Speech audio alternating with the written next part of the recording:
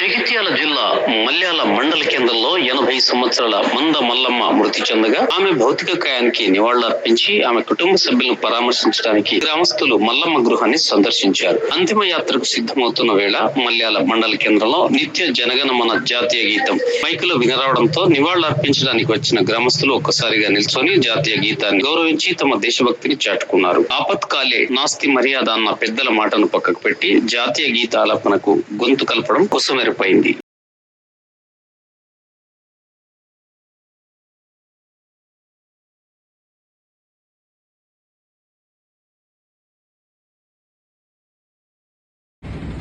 शुभ आशीष मांगे गाहे तव जय गाथा जन गण मंगल दायक जय हे भारत भाग्य विधाता जय हे जय हे जय हे जय जय जय जय हे